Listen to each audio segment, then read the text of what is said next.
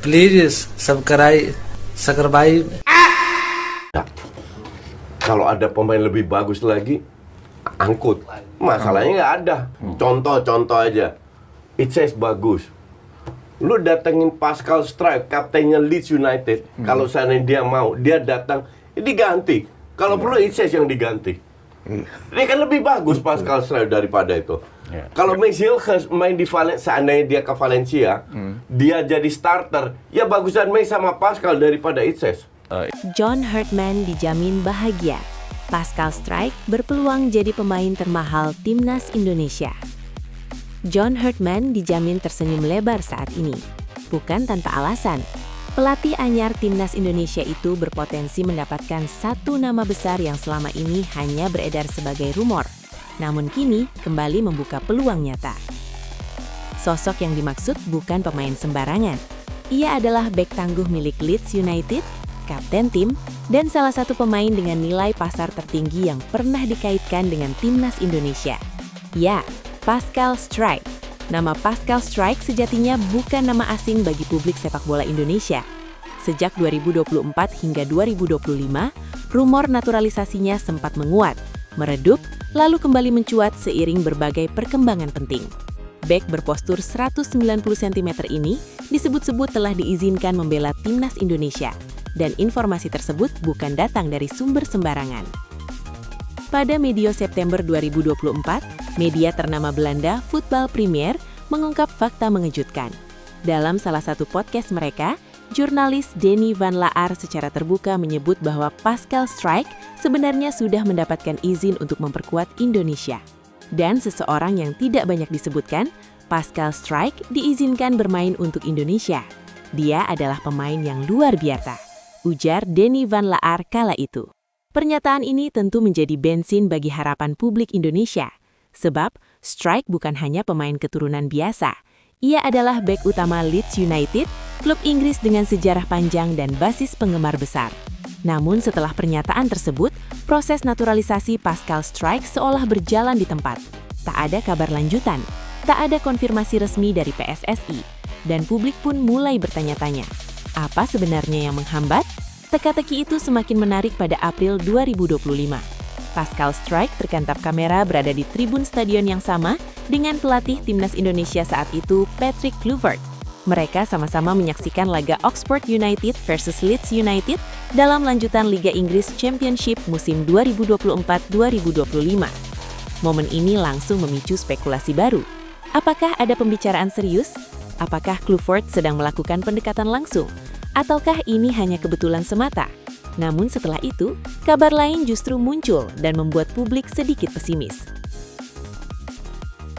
Beredar rumor bahwa Pascal Struijk memiliki satu syarat utama jika ingin membela timnas Indonesia. Syarat tersebut cukup berat. Timnas Indonesia harus lolos ke Piala Dunia 2026. Syarat ini masuk akal jika dilihat dari sudut pandang profesional. Sebagai kapten Leeds United dengan karir mapan di Eropa, Struijk tentu ingin tampil di panggung terbesar sepak bola dunia. Namun realitas berkata lain. Timnas Indonesia akhirnya gagal lolos ke Piala Dunia 2026. Pertanyaannya sekarang, apakah peluang mendapatkan Pascal Struijk benar-benar tertutup? Jawabannya, belum tentu. Disinilah peran John Hartman menjadi sangat krusial. John Hartman bukan pelatih sembarangan. Ia dikenal luas bukan hanya karena prestasi, tetapi juga karena kemampuan negosiasi dan pendekatan personalnya yang luar biasa. Ia pernah melakukan hal serupa saat menangani Kanada, meyakinkan pemain diaspora, membangun ikatan emosional, dan membuat para pemain merasa menjadi bagian dari proyek besar, bukan sekadar pelengkap. Pendekatan inilah yang bisa menjadi kunci untuk membuka hati Pascal Struijk. Hartman datang ke Indonesia dengan visi jangka panjang. Ia bukan hanya ingin membangun tim untuk satu turnamen, tetapi membangun fondasi kuat timnas Indonesia untuk bertahun-tahun ke depan. Bagi pemain seperti Struijk, proyek jangka panjang ini bisa menjadi daya tarik tersendiri. Bayangkan jika Pascal Struijk akhirnya luluh dan menerima panggilan Garuda, dampaknya akan sangat besar.